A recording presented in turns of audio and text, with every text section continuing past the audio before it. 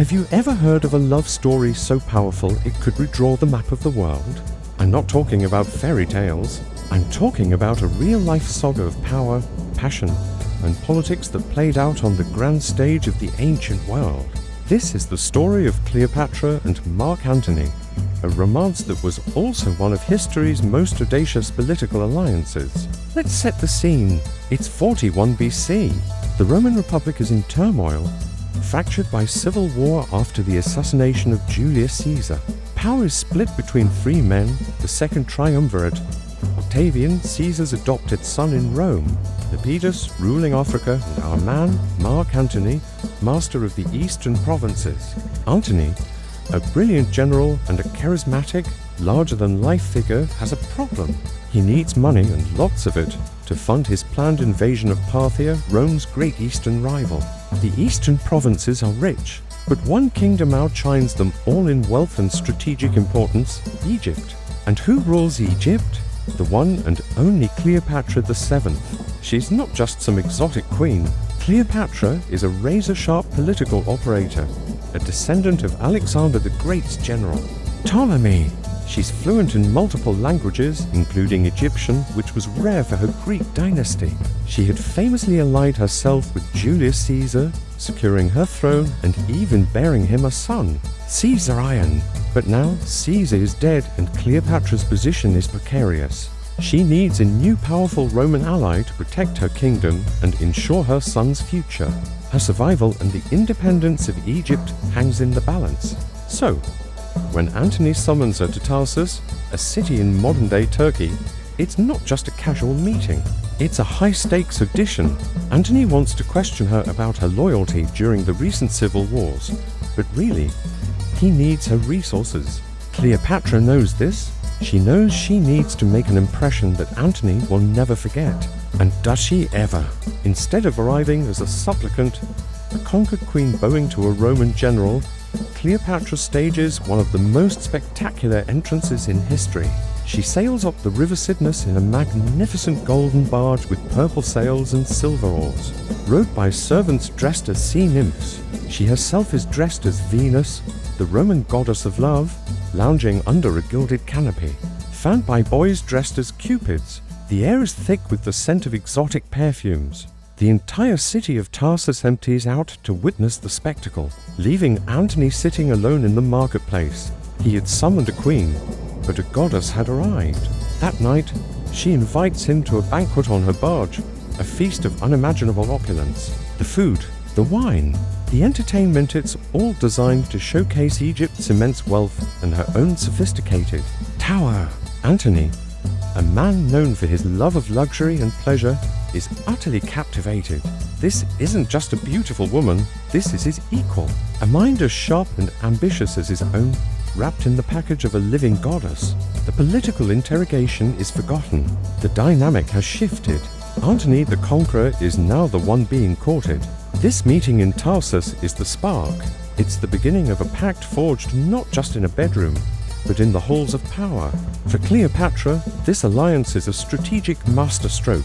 By securing the protection of Mark Antony, the most powerful man in the eastern Mediterranean, she guarantees Egypt's autonomy. Rome wouldn't dare attack a kingdom under the personal protection of one of its own triumvirs. Her throne is safe.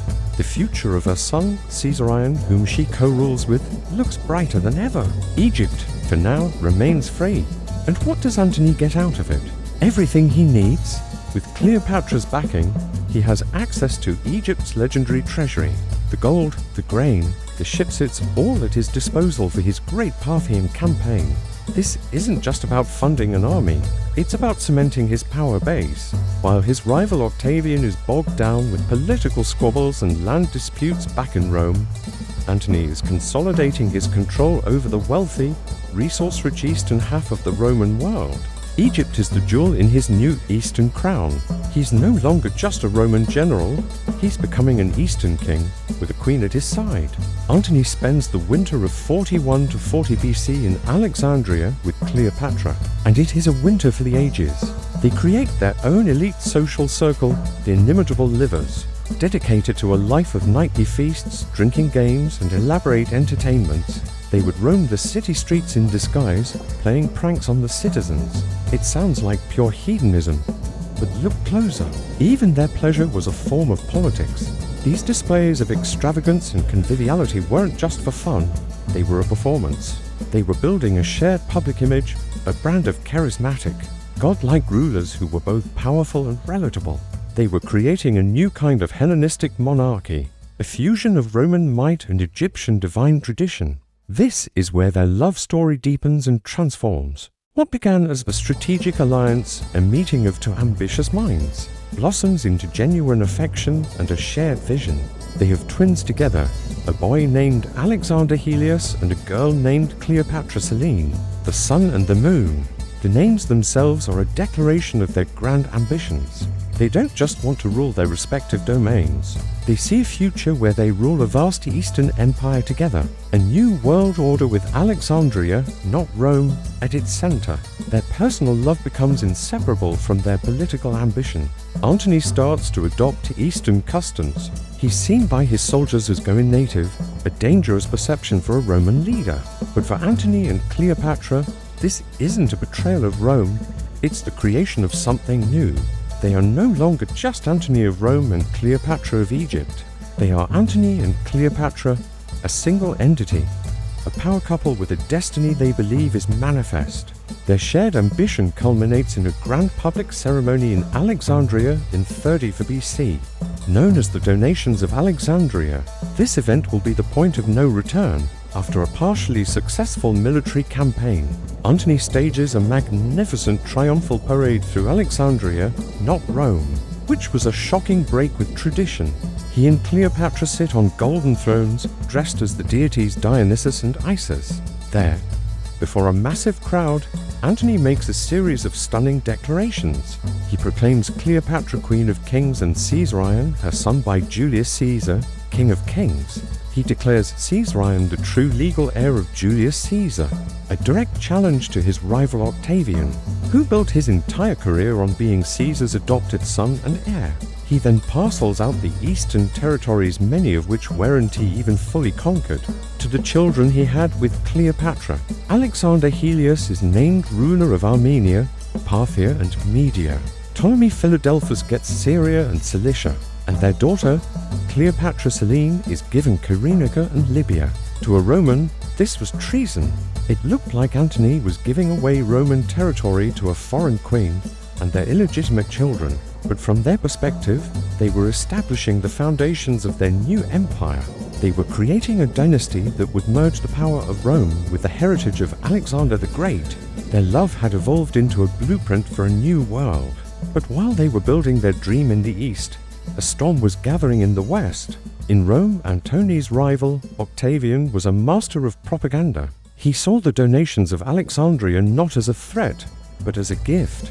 He skillfully twisted Antony's actions, painting him as a weak-willed Roman bewitched and enslaved by a manipulative foreign sorceress. Octavian's propaganda machine went into overdrive. He portrayed Cleopatra not as a capable ruler, but as a decadent, power-hungry seductress who wanted to conquer Rome and move the capital to Alexandria. He painted Antony as a traitor who had abandoned his Roman wife, Octavian's own sister Octavia. For this Egyptian queen, he leaked Antony's will, which allegedly confirmed his desire to be buried in Alexandria with Cleopatra, further proving his disloyalty to Rome. The narrative was powerful and effective. This was no longer a political dispute between two Romans. Octavian had successfully reframed it as a war of civilizations, a war of sober, virtuous Rome against the decadent, corrupt East. It was West versus East, order versus chaos, Roman man versus foreign woman. The pact of power that Antony and Cleopatra had built, the love that fueled their ambition, was now the very thing that would bring the wrath of the entire Roman world down upon them. Their dream of an Eastern empire would force a final, cataclysmic confrontation. The stage was set for a war that would not just decide the fate of two lovers, but the future of Rome and the entire Mediterranean world. Their shared ambition, born in Tarsus and celebrated in Alexandria, had lit a fire that would ultimately consume them both. Thanks for watching. If you're fascinated by the dramatic intersections of love and power in history, Be sure to like this video and subscribe to the channel for more stories like this. See you next time.